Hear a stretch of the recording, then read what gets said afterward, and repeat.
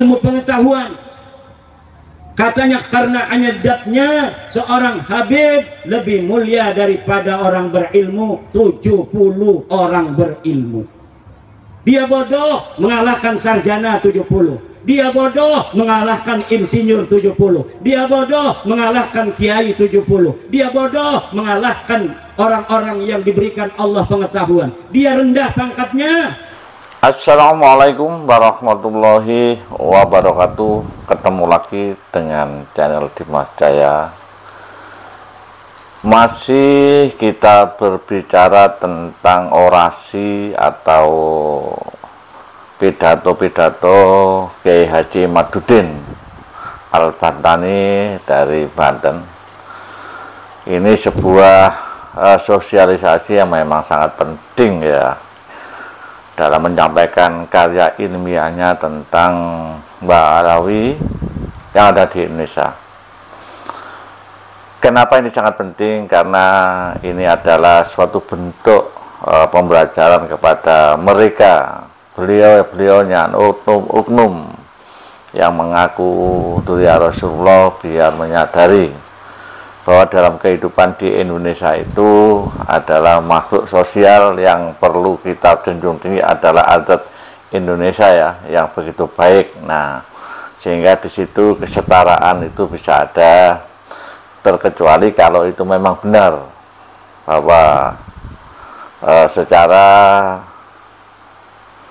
karya ilmiahnya atau dengan dibuktikan dengan tes DNA bahwa mereka adalah dzurriyyat Rasulullah SAW. Perlu saya sampaikan bahwa kita juga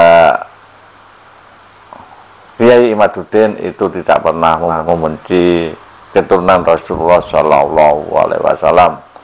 Mereka hanya menunjukkan gejala-gejala tentang bagaimana di Indonesia ya. Yang jelas apa yang disampaikan ini adalah dalam bentuk karya ya, ilmiah, dan harus dibantah dengan karya ilmiah sehingga nyambung dengan atau tes DNA. Kenapa? Kalau karya ilmiah dibalas dengan sebuah framing-framing yang tidak jelas, akhirnya juga tidak punya ada hasil. Oke, kita ikuti pidato Kiai Imaduddin ya dalam pengajiannya di pengetahuan. Katanya karena anyadatnya seorang Habib lebih mulia daripada orang berilmu 70 orang berilmu. Dia bodoh mengalahkan sarjana 70. Dia bodoh mengalahkan insinyur 70. Dia bodoh mengalahkan kiai 70. Dia bodoh mengalahkan orang-orang yang diberikan Allah pengetahuan. Dia rendah pangkatnya karena tidak punya ilmu, tapi katanya lebih mulia dari Pak Camat 70 camat. Dia rendah derajatnya, tetapi katanya dia lebih mulia dari bupati, dari gubernur, dari presiden. Makanya mulutnya mencaci siapapun karena dirinya merasa lebih baik dari orang lain karena datnya, padahal yang diakuinya itu hanya palsu belaka, bohong belaka. Ngaku cucu Nabi, ternyata bukan cucu Nabi. Ngaku cucu Nabi, ternyata bukan cucu Nabi. Cucu Nabi bisa dideteksi betul atau tidak dia itu cucu Nabi dengan dua hal. Pertama, dengan catatan nasab. Ketua Paguram Jalak Banten, catatan nasab turunan Nabi itu sejak abad ketiga dicatat. Ada petugas-petugas yang menugaskan diri menulis kitab. Ini Sayyidina Ali punya anak dua, Hasan dan Husain. Husain punya anak namanya Ali Zainal Abidin. Ali Zainal Abidin punya anak berapa? Dicatat. Ali Zainal Abidin punya anak Muhammad Al-Baqir. Dia punya saudara sekian, dicatat semua. Muhammad Al-Baqir mempunyai anak namanya Ja'far As-Shadiq, punya anak berapa? Dicatat semua. Terus demikian dari generasi sampai saat ini. Dan saya mempunyai kitab-kitab nasab sejak abad keempat sampai hari ini.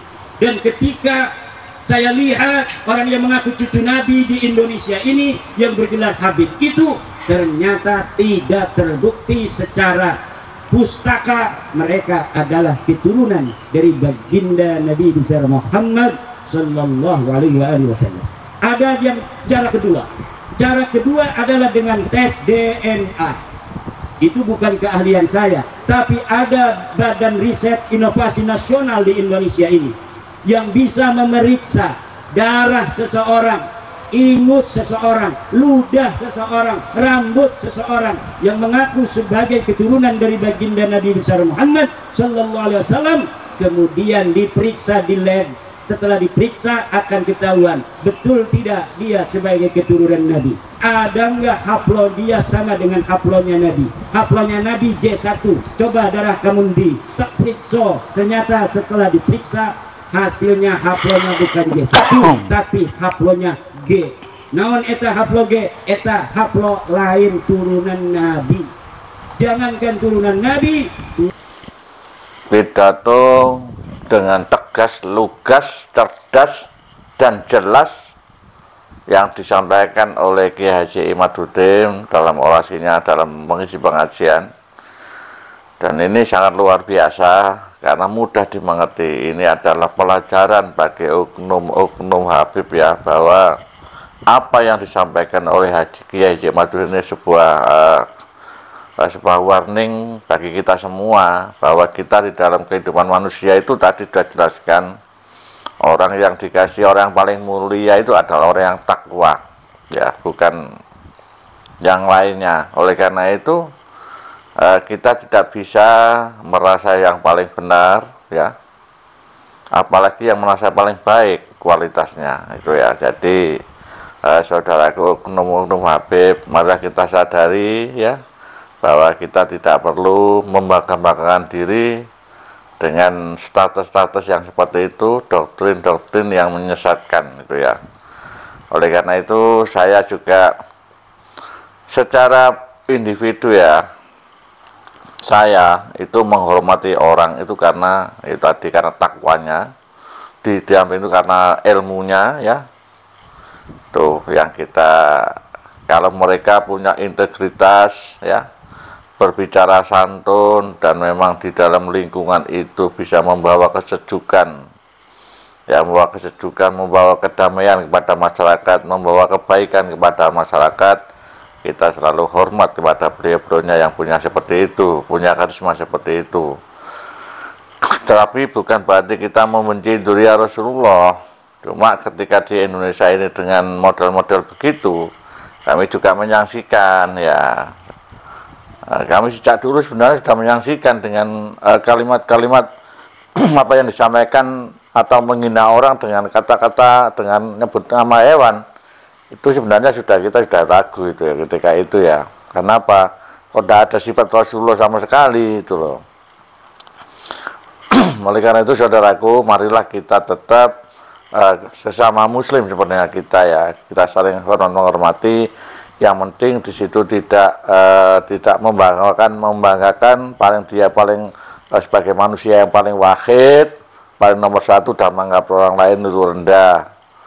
Jadi janganlah menganggap orang lain rendah, apalagi pribumi ini dianggap paling rendah dan Anda nomor satu. Jangan. Jadi berubahlah sikap Anda dengan bicara-bicara yang bagus, tidak bicara-bicara yang kotor itu ya. Apalagi menyebut nama-nama hewan, itu tidak baik, dan itu diumpamakan pada manusia, dianalogikan pada manusia, itu juga kurang baik. Itu ya saudaraku. Terima kasih para pendengar, penonton, kita ambil hikmahnya semuanya agar hidup kita lebih berkualitas ya, lebih hebat lagi. Terima kasih. Assalamualaikum warahmatullahi wabarakatuh. Salam NKRI, harga mati.